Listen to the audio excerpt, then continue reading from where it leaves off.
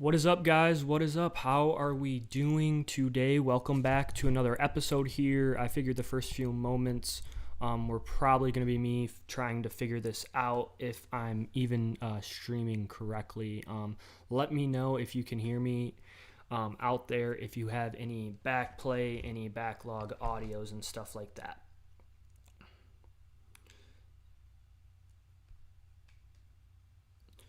The main goal here will be to upload. One second, I gotta get this going. What is up, K Corner Podcast? How are we doing today? We're probably gonna have a little bit of time in between me starting this and actually going live, getting into it, just because I'll be going live here, and on top of that, I want to make sure that my audio and all those settings are working correctly. One viewer, if you are in here, let me know if audio is good. Say something in the chat if you can't, and you know me, text me, shoot me a text. But we're going to give it until about 8, so if you have any questions, previews, thoughts on the game that we're going to be previewing, Michigan versus Georgia, shoot them in the chat, and I'll read them off and give you guys kind of an idea on, what it looks like from, in my opinion. I am a Michigan fan, obviously, but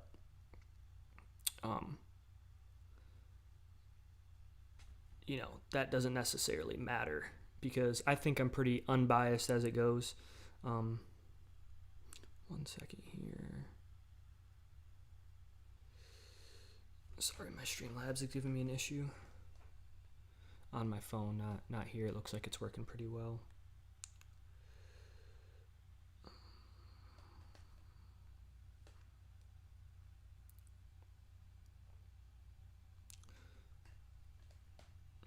Yep, so if you guys don't know, and I assume this is someone I probably know, but we're going to go through the whole entire chart. We're going to kind of set up, see we're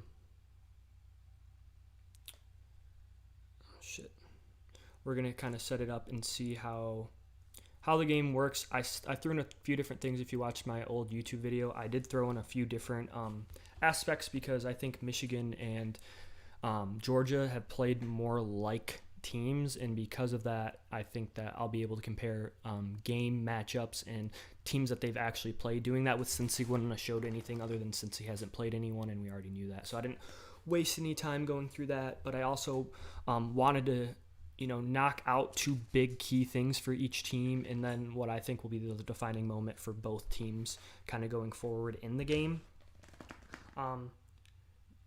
That is my overall goal. Give you guys an unbiased and kind of a view on everything. Yeah, I was hoping to look on the Streamlabs for my phone, but it won't. I won't access chat until I go live, and that'd fuck all this up. So no worries. I'll just have to re-chat in between, jump back and forth. I think this is going to be. I think both games could be good games, but I think mostly the best or the better of the two games are definitely going to be this one.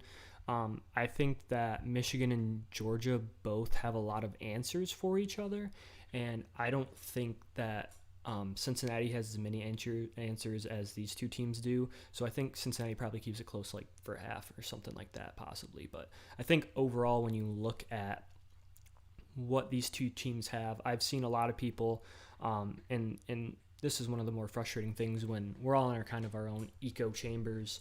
A lot of people say this is a Spider-Man meme with a team pointing back at another person, and I don't necessarily agree with that. I think these teams share a bunch of similarities in the way that they want to operate, but those are usually done in two completely different ways.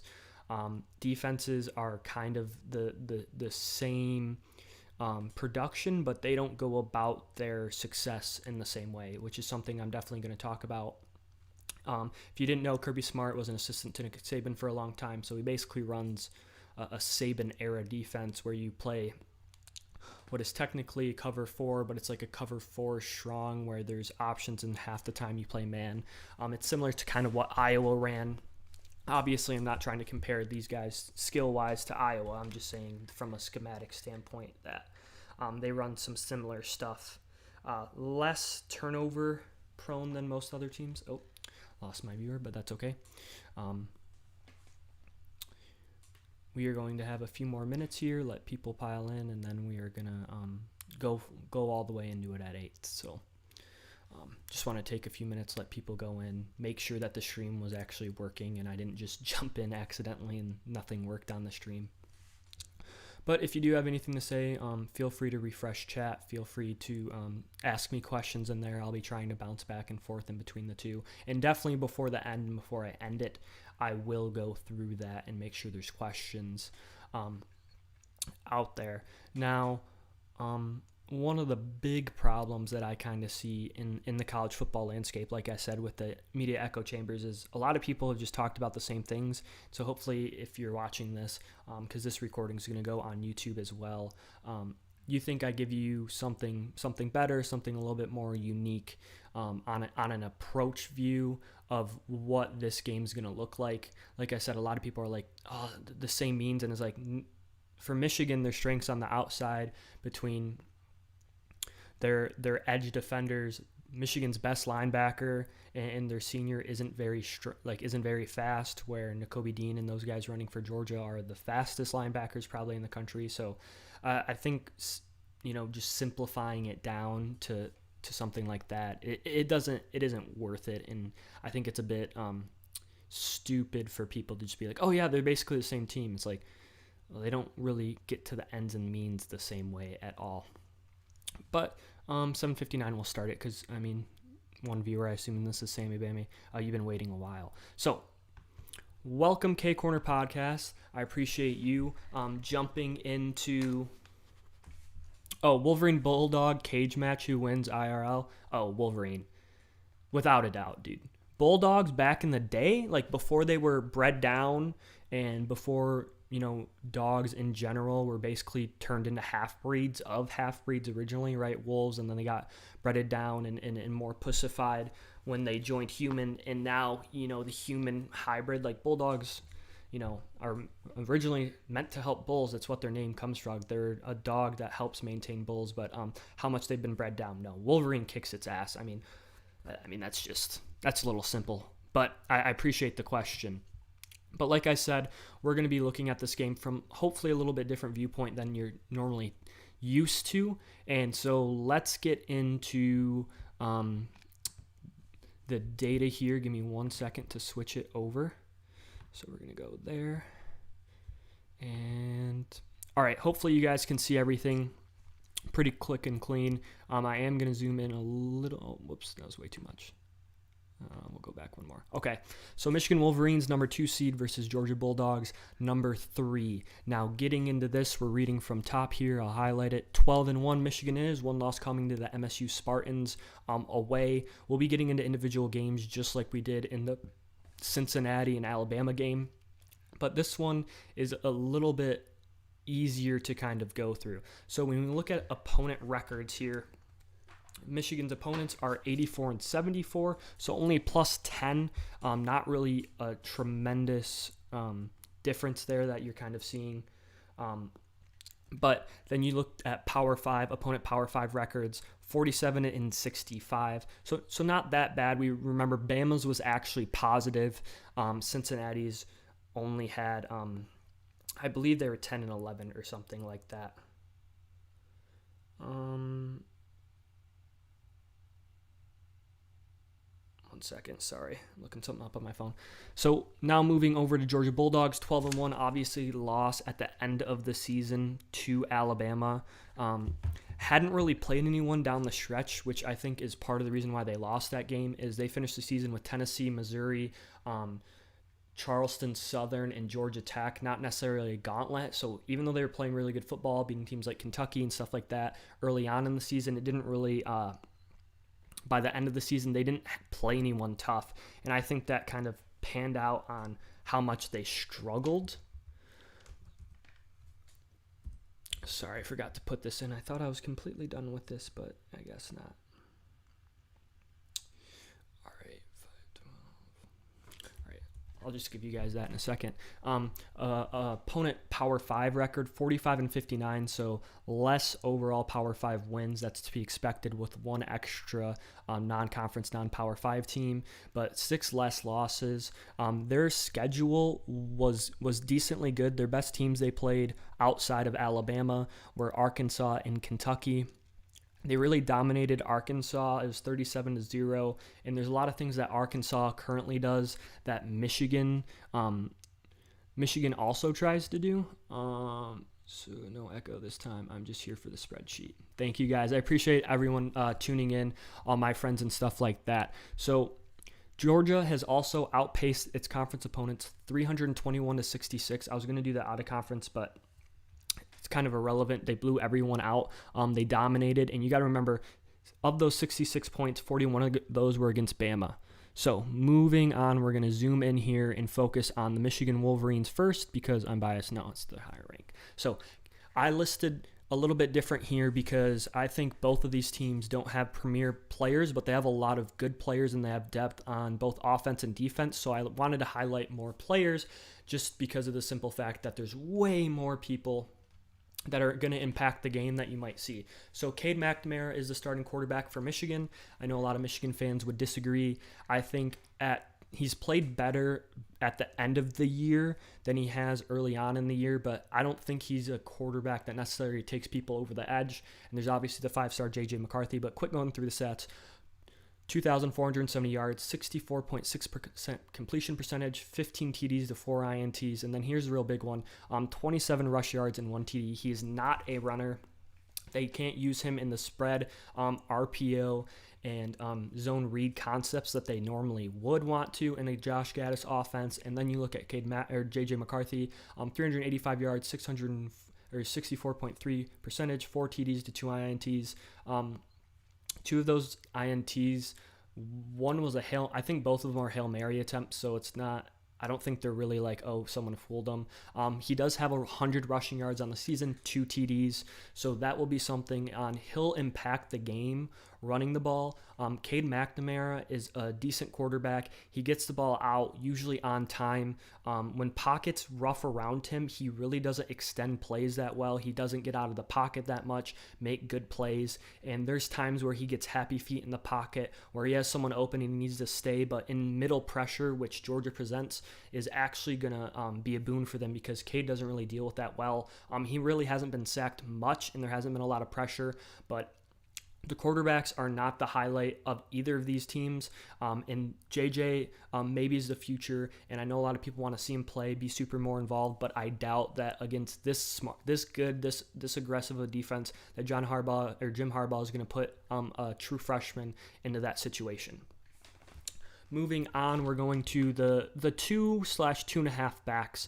So for those of you who don't watch a lot of Michigan football, Michigan loves running the ball. I mean, I'm sure you guys all know that, but the real difference here is that Hassan Haskins was healthy through the rest of the year. He is a senior. He has 261 attempts, 1,288 yards, 20 TDs, and 4.9 yards in average. Now, I know for most competent running backs, you want that average to be at 5.5, but one of the things that you can't really, I mean, I guess you could look it up, but Hassan Haskins picks up 85% of every 3rd and 1, every 2nd and 2.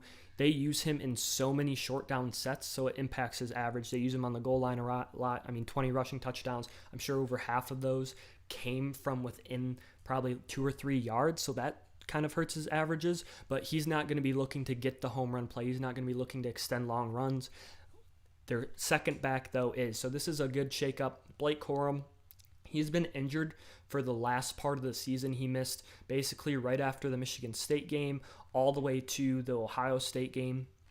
So Blake Korem, 141 rushes, 931 yards on the season, 11 touchdowns, 6.7 average. So obviously with the averages, he is your home run guy. He is a guy that if he gets clean through a hole or he only has to make one guy miss, he can house it. Against Ohio State, he broke a really long one. It didn't end up going for a touchdown. Part of the reason why is his ankle was bummed, but it sounds like all the reports, and according to himself, actually, I read a thing today, is that He is 100%. He thinks all of his quickness is back. He thinks he's 100% healthy. And then the last back is Donovan Edwards. He's a true freshman, 5-star recruit, and 24/7. I don't think he was a composite 5-star, but I know he was a 5-star and 24/7. 31 attempts, 158 yards, 3 TDs, 5.1. But this last little note here is his receiving yards. So he had a 10 reception, 100-yard game against Maryland. They use him in fakes. He has extremely good hands. They use him on real routes earlier. You may be like, well, why is this freshman not getting a lot of playing time? Well, in the state of Michigan, football got delayed, and so he stayed with his team. They ended up winning the state championship, but he missed early enrollment in the spring, and he really didn't get there until after spring. And then when he got into camp, he came down with an injury, so he really didn't get used a whole lot and didn't get a lot into the production. And now with Korem going out, they've used him a lot more, but he's a terrific receiver out of the backfield. 17 receptions, 216 yards, 1 TD, 12.7 per average. This guy is a get him up and go guy. He's extremely fast, athletic. He doesn't necessarily look like a freshman. It'll be interesting with these many months off to see what they use him as. And sorry, I'm going back and forth. I don't have a second screen. I can't pull it up on my phone right now. But this is where we get into the wide receiver room. So this Michigan wide receiver room, you've heard every probably pundit say it is, oh, Ronnie Bell was the guy that was going to make all the plays. He was going to be their star wide receiver. That is true. He was definitely going to be the star of Michigan's wide receiver core. It's not like he was a first rounder that got injured or a second rounder. He's really competent hands. He's a guy who always gets open. Shea Patterson absolutely adored him. Everyone seems to, but they lost who was then their punt returner. Definitely their senior most leader, guy who really caught every single ball. He played since he was a freshman. So they did lose a star, but it wasn't like a superstar, I guess you could say. But Cornelius Johnson filled in 38 receptions. You're going to look through this lineup, and Michigan gets a bunch of different guys the ball continually. 609 yards, 3 TDs, 16 average.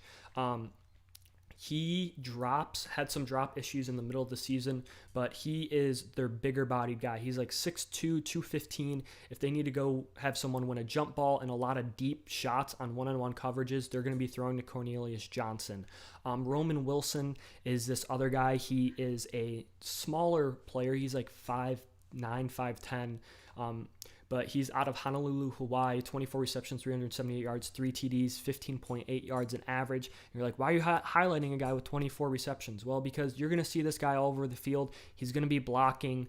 He's going to be getting in guys' faces. He's their speedster. So they use him a lot on because he doesn't get many free releases, because a lot of people try and jam him because he is a much smaller receiver.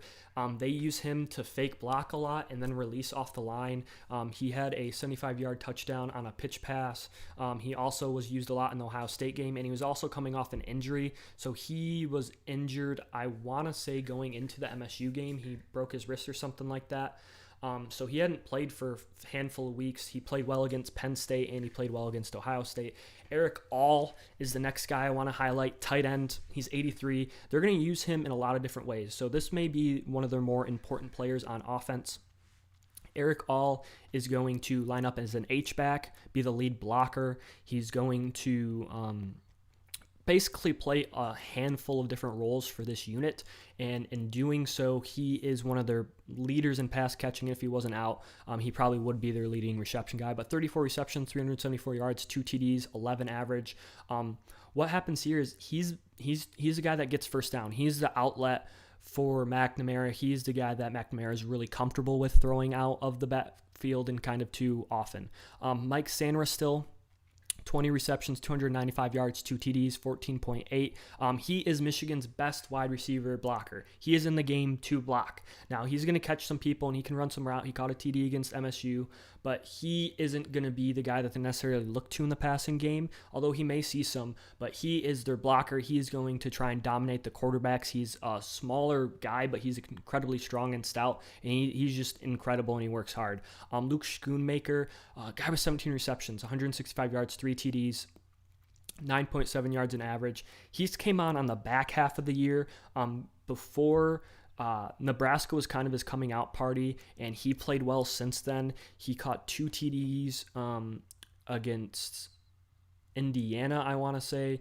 He caught a TD again against Ohio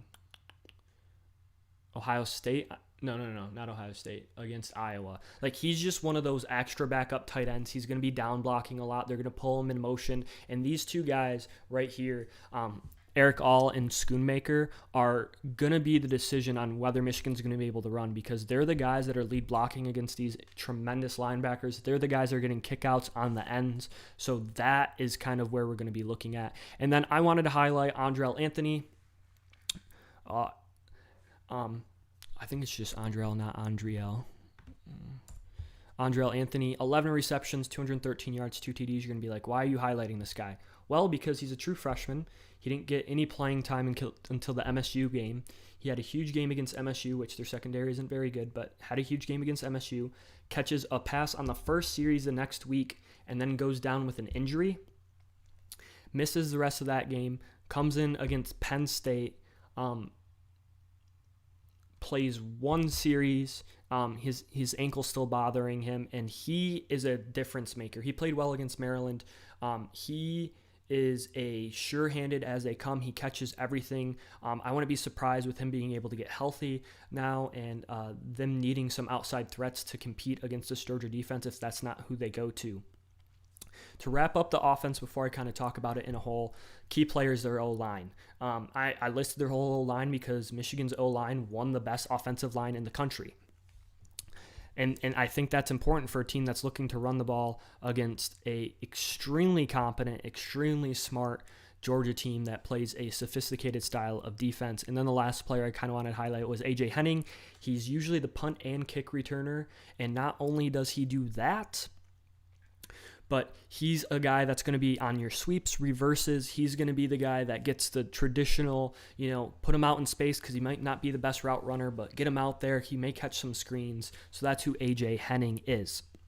This offense is competent. They came on, scored more points at the end of the year, and they're a very explosive offense. They lead the country in 50-yard plays, but this offense has a very bad habit, and this is just from watching basically every game, of wanting to get first downs and not wanting to get to the end zone. And against the Georgia defense that's looking to suffocate you and get 3 and outs, you cannot necessarily play home run ball, but they certainly fall in line of a team who's trying to get 11 yards every single first down they get. And that's both good and bad. I expect a lot of 3 and outs in this game. It just depends on if they're waves of 3 and outs. Because if you put Michigan's defense on the field and they're gassed and Georgia's running any up tempo and Michigan gets 2 or 3 and outs in a row, it's going to look like exactly like what happened against Michigan State. So this offense is going to look to run the ball. They're going to look to scheme up a bunch of different ways to get their athletes around the ball, and they're going to take their shots when they need to. But I think that this game and how Georgia matches up, this offense is definitely going to struggle, and they're going to have to rely on Kade to throw the ball more than they regularly have. If you look at his attempts, which we'll get to, it hasn't been a lot the first few weeks to be able to dominate on the ground, and when they dominate on the ground, they usually dominate the game. And it's very similar to how Georgia kind of operates, but Stetson Bennett is a bit more athletic, can avoid the pass rush and stuff like that. So this offense has a bunch of good players, but they don't have an elite player outside of the tandem of Hassan Haskins and Blake Korem. And none of the receivers necessarily separate themselves, but they're still all growing. They're still all young and looking to kind of take on that next step. And now we get to where Michigan kind of shines. And it is this defense. Now, I do want to pump the brakes on how many people adore this defense. This defense isn't one of those defenses that absolutely stops what you're doing. They don't take what you're trying to do. They don't figure out what you're trying to do and suffocate you. What I'm basically saying is they don't Don Brown you. Now, if any of you are familiar with Michigan, they were very good at dominating very bad teams because they're so much more skilled. But once they got to good teams that could figure them out and out-scheme them, they got blown out. And I would say that the Georgia defense kind of resembles that, where a team like Alabama, who has all these weapons on the outside, all this skill with a Heisman-winning quarterback, they can beat those defenses. But on a team that just has a very competent offense, it doesn't really work like that. But Michigan's defense lets up yards. They're 9th in yards per play defense. You can see that here. But number one, you guys have heard about him enough. I'm not going to go into it ad nauseum. It's Aidan Hutchinson, 58 tackles, 14 sacks, 3 passes deflected. He's an aggressive pass rusher. He wins a lot. Even when he doesn't win, he usually gets pressure.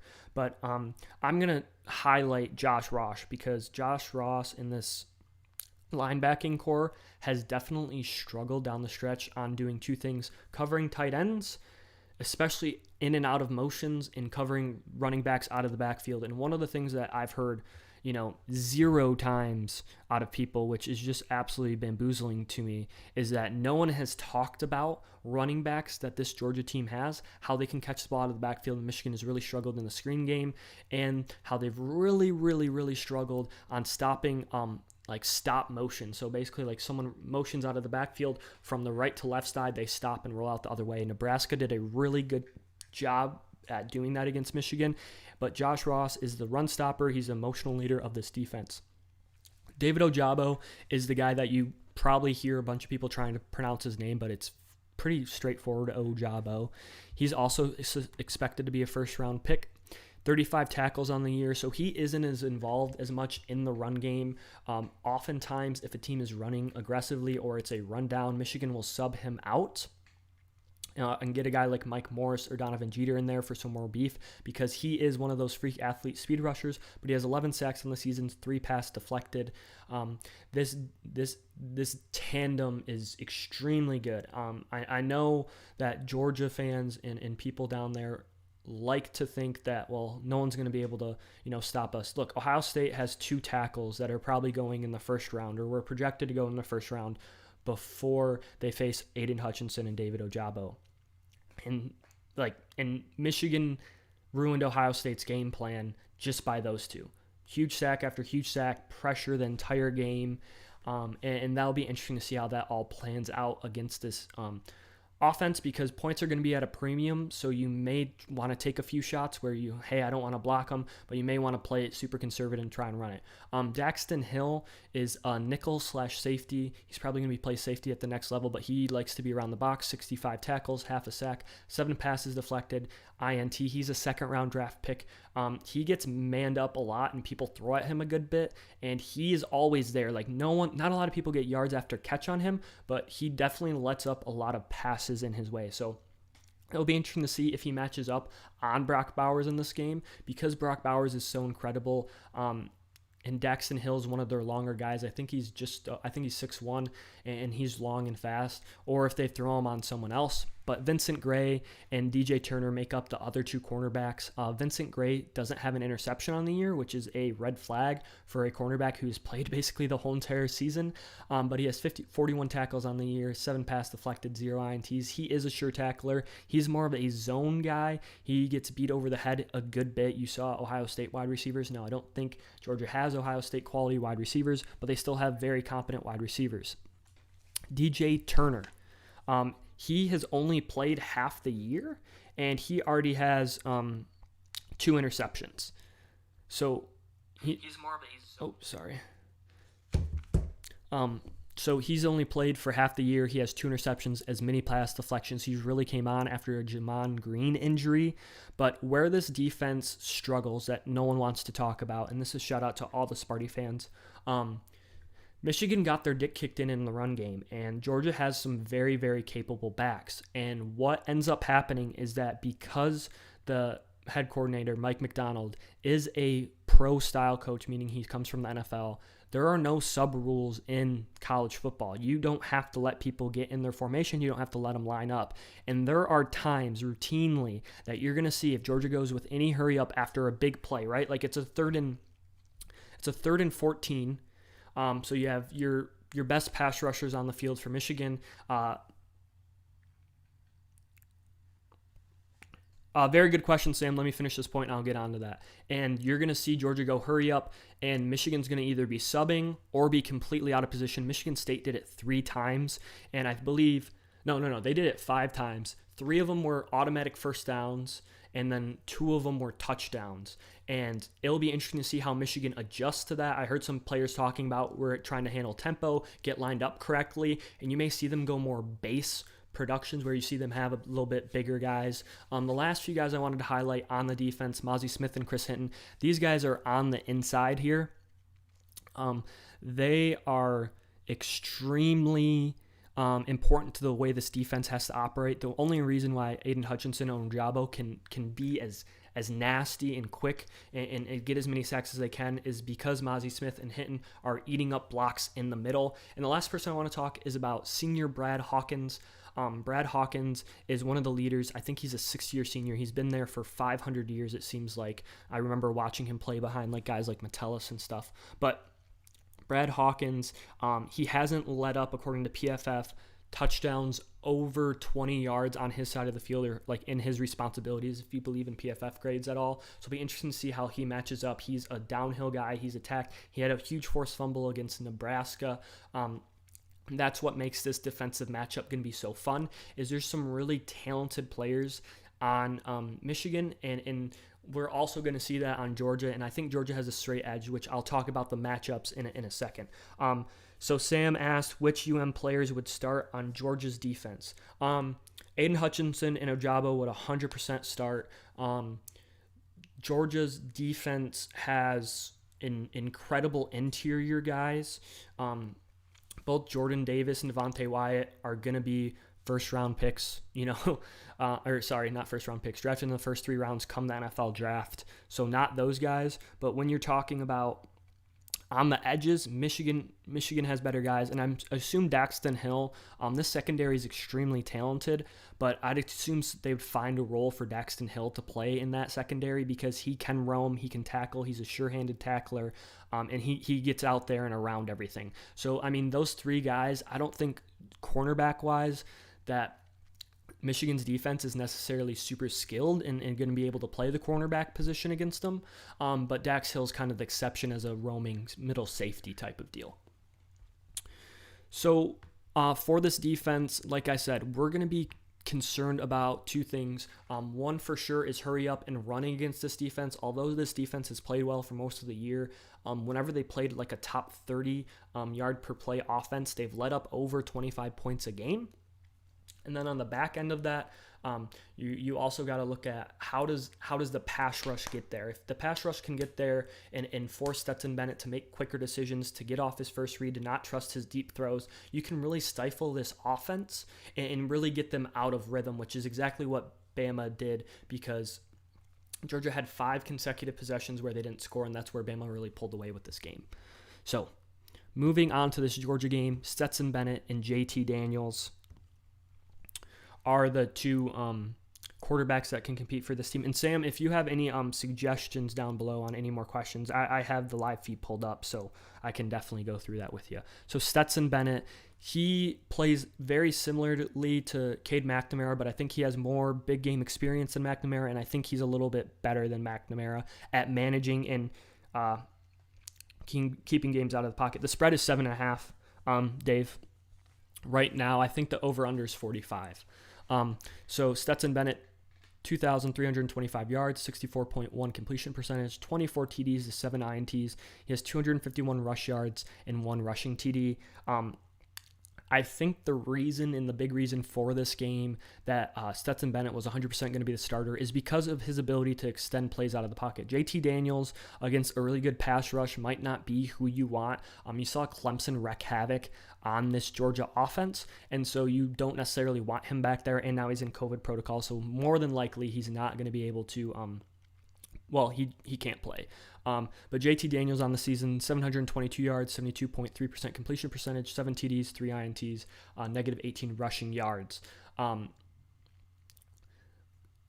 that note, he may be able to still clear waivers, but I don't believe that he's definitely not going to be started, but I think he can still clear the COVID stuff, but it might be a quicker pull. But Stenson, I think, is a starter. If they leave him in against the Alabama game, I think they're going to leave him in against Michigan, just because I think they trust their defense a lot more to be able to stifle Michigan and keep it a game regardless, if not. So now we look at the running back position, which Georgia does something similar to Michigan, but on a lot bigger scale. So Georgia runs the ball, but doesn't doesn't pound the rock as much as they need to because their defense is so good and that teams don't get yards. They're always playing from short fields. So you kind of look at, 135 attempts, 700, or if you just look at the yards, if you block the, attempts out of it, like, these guys aren't that productive, but you look at their averages, 5.3, 6.1, 5.9, with two of those guys over 100 carries. These are very productive running backs.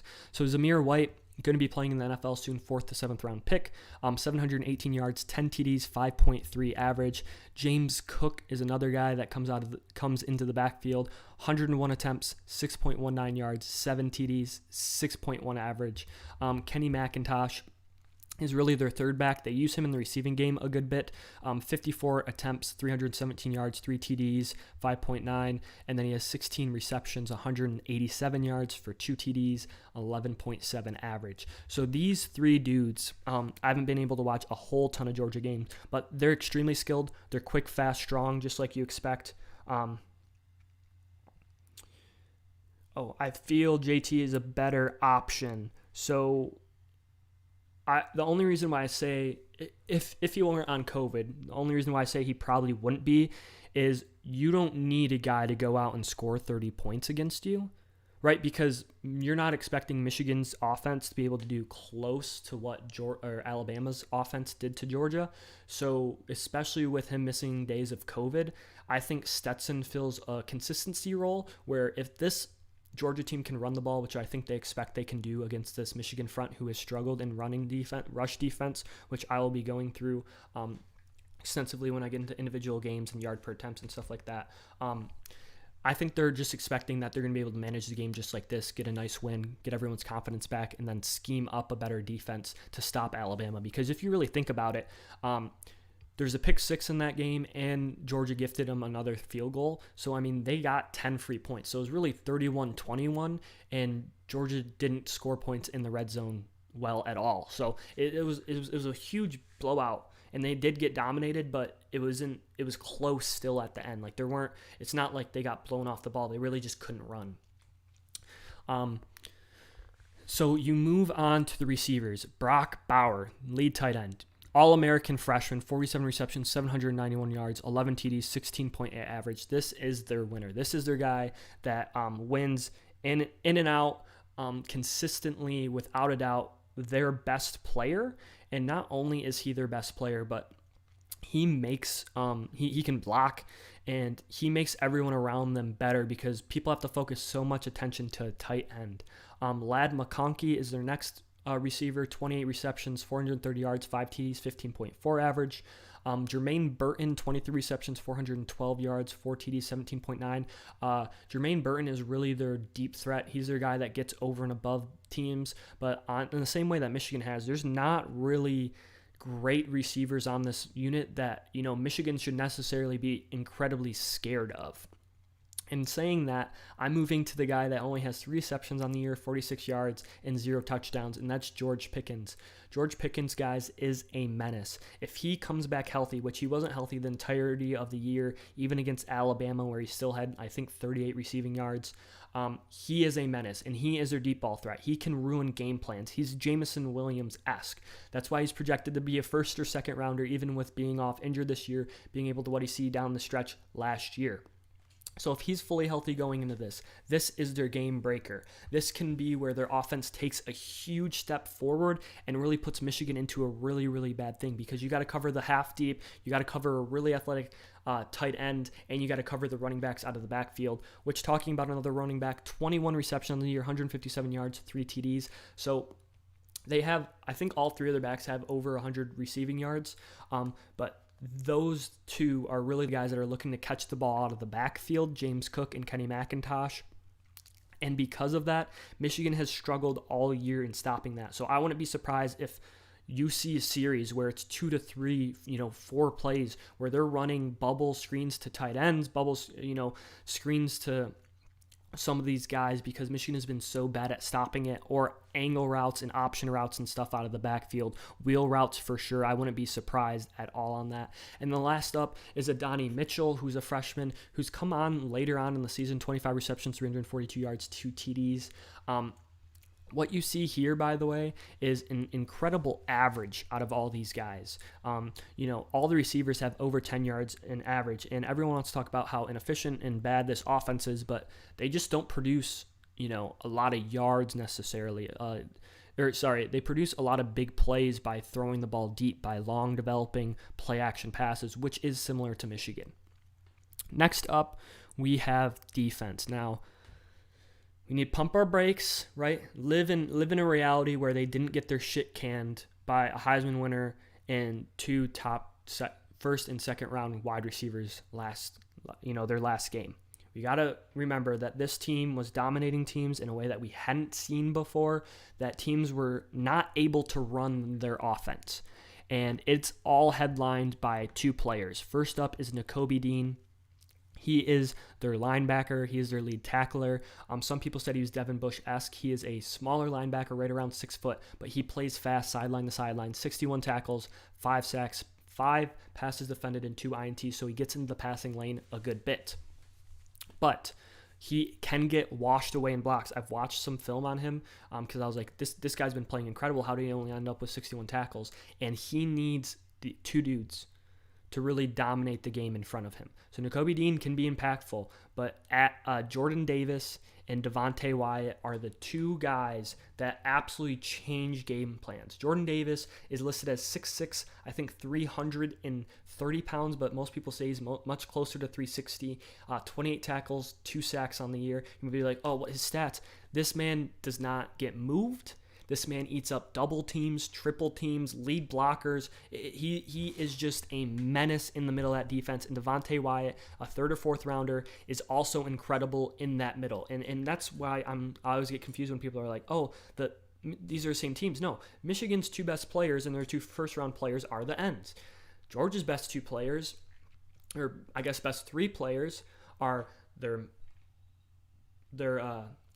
2 D linemen and their 2 middle linebackers. That's who the strength of this team is. Adam Anderson is coming off the edge, so it's not like they don't have a guy that can rush the passer. 5 sacks on the year, 32 tackles, 11 passes deflected, 3 INTs. I think that's a mistake. I think I messed up on that one. I don't think Adam Anderson has those stats. Let me quick double check. Let me double check. I want to make sure I'm telling you guys the right shit. Because if he did, Adam Anderson from that position, defense. Okay, yeah, he only has 1 pass deflected. That must have been from the last one. Whoops, I accidentally skipped past the row. So 1 and 0. Sorry about that. But Adam Anderson, the guy that's coming off the linebacker as an edge, he has 5 sacks.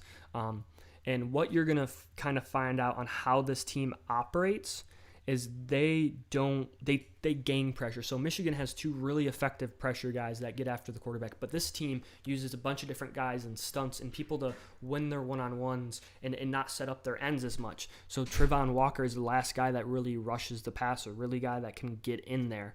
And then you have their secondary. So Lewis Sine, 61 tackles on the year. He 8 pass deflected, 1 INT. He is a safety. He climbs up and into the box a good amount, and does a bunch of different things out of kind of like a safety / nickel package in the same way that Daxton Hill does. Latavius Brini is one of their cover corners. 38 tackles on the year, 8 pass deflected, 0 INTs. But this team doesn't turn over a lot of people now, and they're the number 1 yards per play defense in the country. And they're the number 1 scoring defense in the country too, so absolutely incredible. They had 41 put up on them, and they're still by and large the best defense in the country. Defensive coordinator, he is now the head coach at Oregon. I believe he's still planning on coaching this game, but he is gone at the end of the year, so it'll be interesting to see how that all pans out.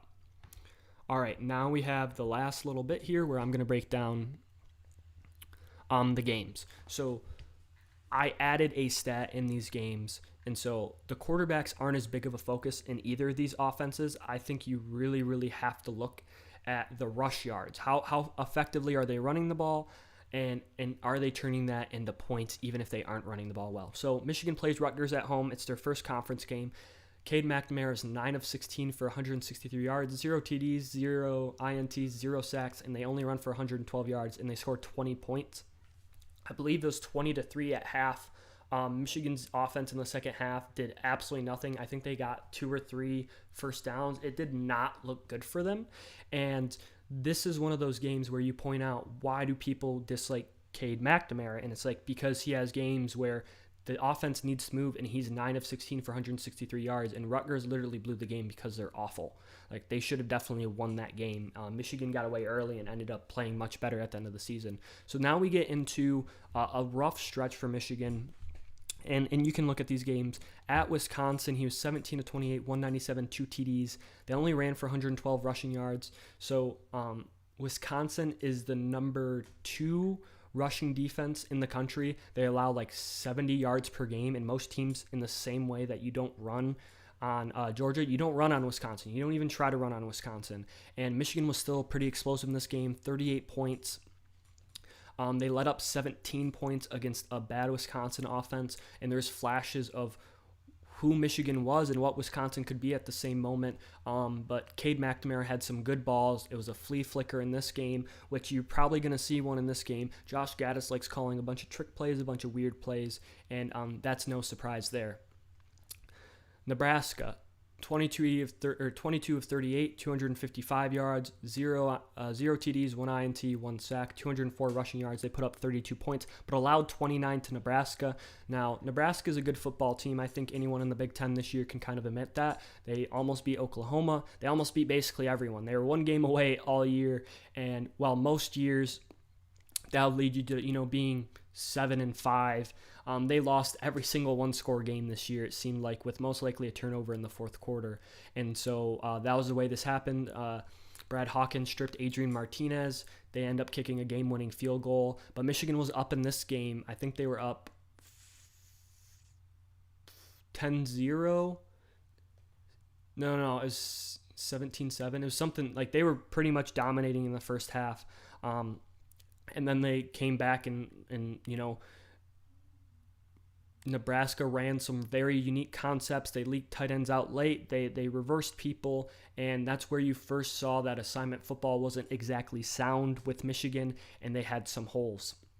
Next up, we have MSU game. Their one loss on the season, 28 of 44, 383, 2 TDs, and INT. They only ran for 146 yards. It wasn't on a good average. And this is how you have to play Michigan.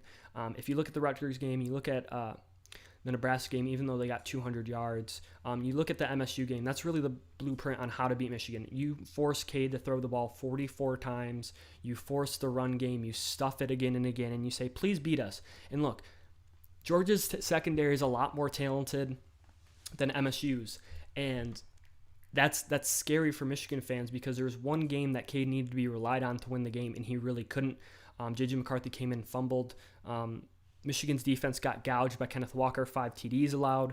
And there was really, like I said earlier, there's just a lot of bad moments for that game, and Michigan was up 16 points late in the third quarter.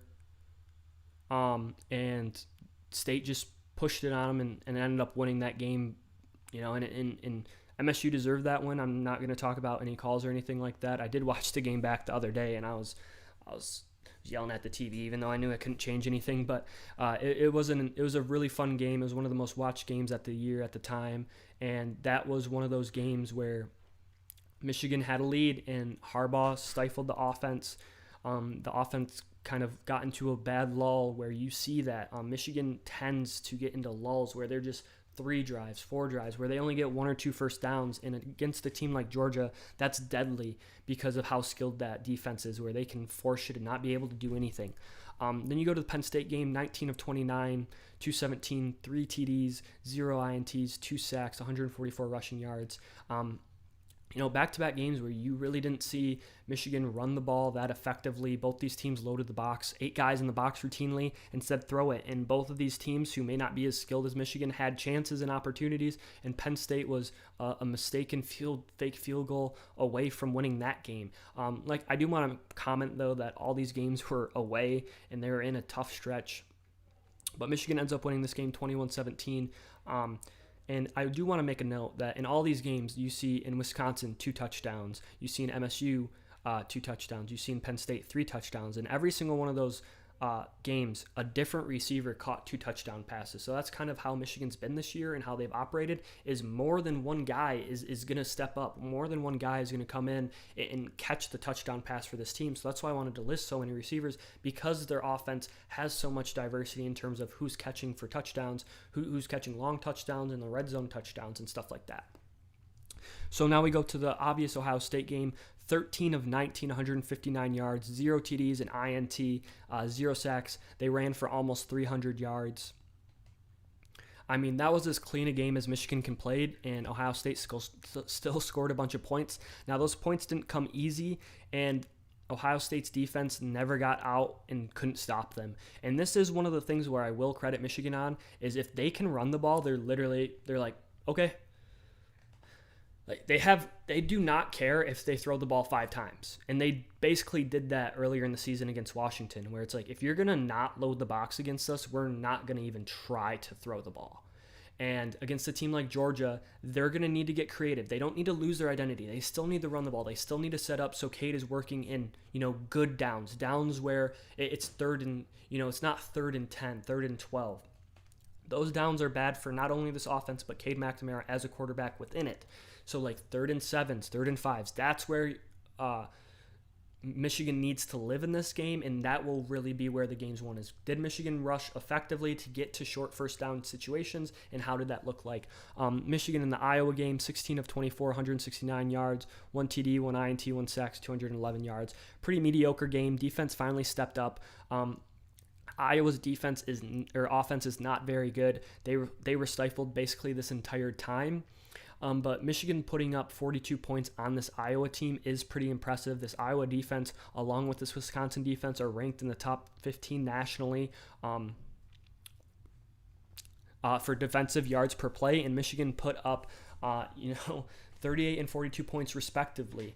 And this defense does let up some points. You need to get them moving left to right. You need to get them off their schedule, because when Michigan is in their set and they're looking and they know what you're doing, it's very difficult to score and create things against them. It's when you have weird plays, when it's a fumble and the guy cuts back across the field. That's when Michigan isn't very disciplined in their gaps, and that's when teams score points. Like Kenneth Walker, he had 2 or 3 cutbacks. He had times where it was like 3rd and 1, or they were running quick options. So you look at what Kade does in games. 229 yards, 1.4 TDs, 0.6 INTs, 0.6 sacks.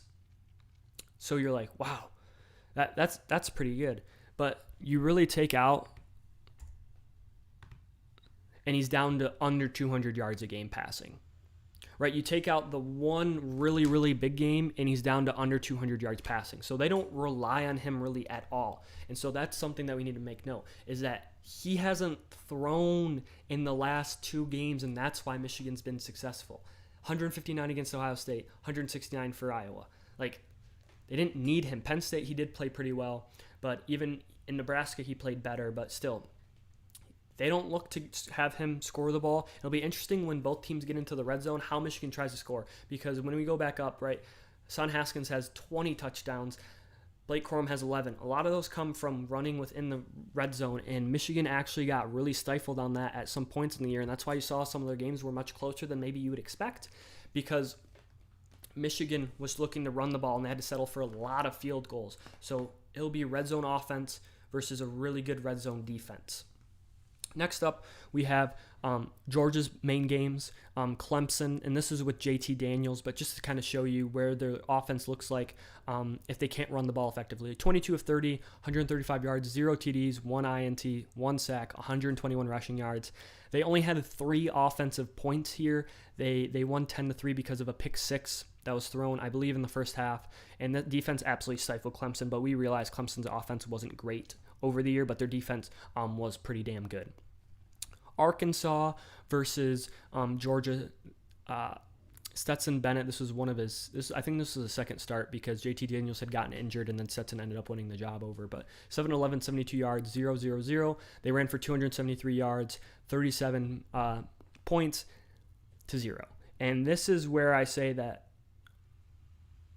this Georgia team doesn't need to get a lot of yards because their defense is so good at stifling teams. And Arkansas is a team similar to Michigan where they're willing to throw the ball, but they run a lot of power-heavy schemes with their quarterback that looks to run, and Arkansas couldn't do a damn thing. Now, maybe Georgia was fired up because it was another home game, which is what you will see here, is that the only away game they played was at Auburn. The rest of their big games this year were at home or a neutral site.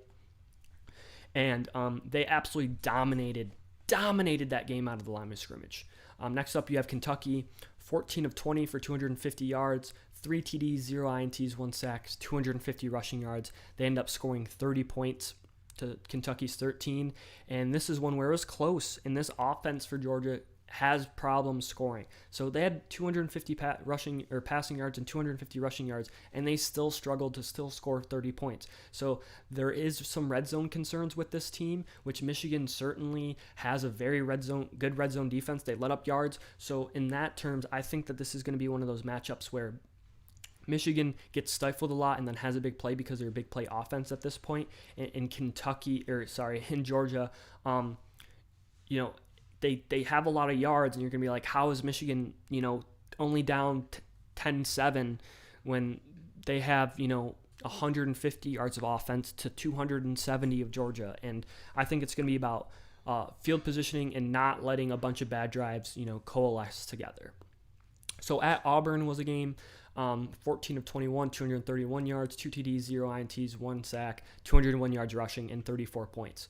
So when they hit that 200-yard rushing mark, they're in the 30-point club. If Michigan can't stop them from doing that, it'll be a very, very long night.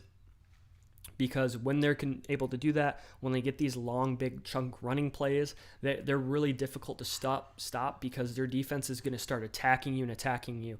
And I have 2 notes, so I'm going to get them after this, and I'm going to talk about defense. But you can look in all these big point games, right? They score over 30 points. They're over at 200 yards, and their quarterback does something, but their defense is usually stifling the other team. And then you go to Alabama, 29 of 48, 340 yards, 3 TDs, 2 INTs, 3 sacks. Most sacks in the game, 109 rushing yards. Couldn't really do anything, relied on Stetson Bennett, only scored 21 yards and threw the other team a touchdown. They had red zone issues. They couldn't run the ball in the red zone, and those are the games. Those are the moments where you're like, this team hasn't taken that step forward. If you look at who they're at in each game, 206 yards, 2 TDs, 0.6 INTs, 1.25 sacks, but they're running for almost 200 yards in all these important games, all these games against ranked teams. So almost 200 yards rushing versus Michigan, who definitely struggled and at the end of the year was rushing a bit better. But Ohio State is kind of out there. They're in the 150s against good teams and not necessarily against good rushing teams. So defense, and then I'm going to move on to what I was going to say because I have just a few notes. So this is who Michigan played, and this is a little fun thing because you get to see, all right, Georgia's defense was really good, but who are they really good against? So we're going to break down the offenses that teams played. So Michigan played the number 1 yard per play offense, let up 27 points, played MSU, let up 37 points. Yeah. Played Nebraska, let up 29, and they blew out Western Michigan, but that's kind of like yards per play doesn't matter when you're matched up against Power 5 teams. But Georgia played Bama, played Florida, played Kentucky, played Tennessee, and played Arkansas. And these are all top 25. And other than Alabama, who has, first-round draft pick quarterback, first-round draft pick receiver, second-round draft pick receiver, they didn't really none of these offenses produced anything. None of these offenses did anything against these teams. So it'll be interesting to see how Michigan can produce offensively, even because they're 21st and, Arkansas was 25th and they didn't put up any points. So it'll be interesting to see kind of how all that pans out. But now we go to defenses they face, and Michigan has faced better defenses. Wisconsin, they put up 38. Penn State, they put up 21. Iowa, they put up 42. Washington, they put up 38. Ohio State, they put up 42. Now we go to Georgia, who has the 6th best offense, but what defenses have they played? Other than Clemson and Alabama, Bama led them to 21, Clemson led them to 3, Mississippi State, Kentucky, Florida, not great defensive yard per plays defenses, which leads me to believe that everyone's kind of talking about the matchup of well, how is Michigan going to score any points? I don't know if Georgia's going to be able to score any points unless they effectively are able to do what Kenneth Walker did in the run game, because Georgia hasn't faced that many good teams, and when they did face some of the better teams, a team like that's 9th in yards per play, they have struggled in those games when they haven't been able to get up to big leads. And that leads me to my next point. Georgia, what are 2 things that they need to do to help win this game? Because I do think Georgia's favored. I think there's a reason for Georgia favored. If I was a betting man, I'd put money on Georgia, because I think a lot of people are overreacting that we didn't see this team dominate all of college football for the majority of the season. So they need misdirection and screens. Get the hands into your athletes, put them in space versus a team that struggles on reverses, struggles on looking, and a bunch of moving pieces in the background. Second, tempo in the run game. When you get big first plays and you still have your running back in there, run the ball. Ohio State did it, and then they just didn't do it enough, and Michigan State did it, and it killed Michigan, and they still necessarily didn't have to find that out. For Michigan, what do they got to do? They got to hit some big passing plays, some chunk passing plays to loosen up the front 7, because Michigan still is going to try and run the ball in this game. And it is about whether Michigan can effectively run the ball, and they need to effectively pass the ball. So what I mean by that, I'm obviously going to be like, you need to do that. So I'm going to kind of break down my thoughts a little bit clearer.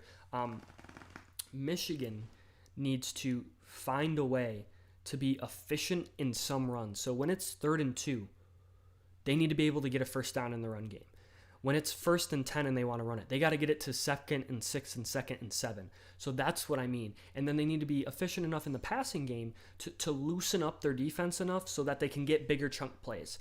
And the last thing is they need to also incorporate some tempo. So Alabama did this with great success. Jordan Davis is a first-round draft pick, incredible player, a guy that a lot of people are talking about. They call him a mountain of a man.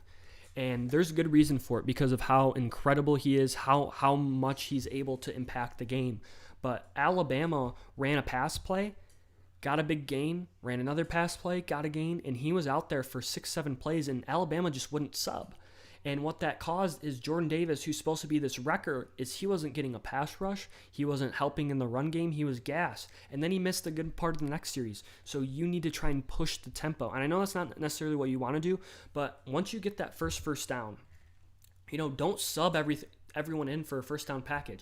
Go a bit quicker. Try to catch them off guard. Don't necessarily catch them off guard with a run, but just catch them out there where it's a sweep play, so they're going to have to chase. And I think overall, Georgia has a handle on this game because if Michigan's playing Alabama, I think Michigan has a better fit against Alabama. I don't think they would win, but Georgia fits up very well. Georgia's the best team in the country at stopping the run. Michigan was like the 4th best team in the country at running the ball. Michigan's offense is predicated on the run. Georgia's defense is predicated on stopping the run. So Kade Mcnamara is going to have to play out of his mind, and there's going to have to be enough chunk plays in the run game for it to matter. Because if Michigan's going to run the ball, like I said this a few times now, but they need to get a few chunk plays, a few plays that can loosen up this defense. Because if you get this defense will strangle you to death. If you get on their terms, if you play their game where they're able to stuff you on first down, or you go for it on first down, a pass play, you don't get it, you run it on second down, they're going to stuff you. And that's just how their defense operates. It's extremely quick and fast. These guys flow to the ball. It'll be about, can the coaches scheme guys and do guys make plays? I think routinely guys in this game feel a little out of depth, especially coming from the north where they feel, the speed of the game. I'm going to bring this one back up. The speed of the game kind of gets by them and everything. And I think that a big caution for Michigan and for both these teams is whoever gets out to an early lead. Georgia and Michigan aren't acclimated to playing from behind. Neither of them are an Alabama-esque team where they're going to be willing to throw the ball 58 times and score a bunch. And at the same notion, both of these teams are really good at getting, both of these teams' strengths are getting leads, holding on to the ball, and maintaining the game from there. And so it'll be interesting to see if a team can go up 14 points early. Neither of these offenses are really capable of, climbing out of a 14-point lead. Now, a 7-point lead, a 10-point lead, they can climb out of that, but we haven't really seen that in the whole brunt of it. So, any questions, guys? I'm probably going to wrap it up. Dave and Sam, who I assume are listening, do you have any questions, any thoughts on the game? I think both of these teams are great teams. I think Michigan's deserving of where they are, and I think that sometimes we just forget that Georgia was the number one team in the country for the large majority of the season, and they played that way every week except for 1 week, and now we're kind of writing them off as not being great. I do think Michigan has some guys that can win more so than they're giving them credit for. Just because they don't look to pass doesn't mean guys aren't winning in the passing game, so that's from McNamara. But I'm going to roll for the next 20 seconds, and if you guys want to type a question in the chat, if not, I'm going to end it. Let me know, guys.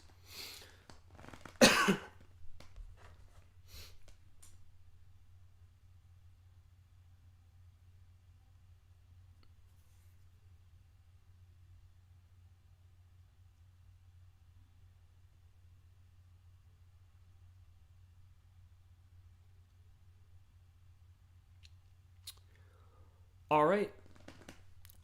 I think it's going to be close. Georgia with the edge, but has a chance. Yeah, I think that if I had to give an actual full prediction, I would say that Georgia probably leads for the majority of the game. They're in control. Michigan has a bunch of possessions that are 3 and outs, but Georgia's offense still isn't doing a whole lot. And then 2 or 3 possessions in the third quarter, Georgia gets a huge play, pushes it out to 10 points or something like that.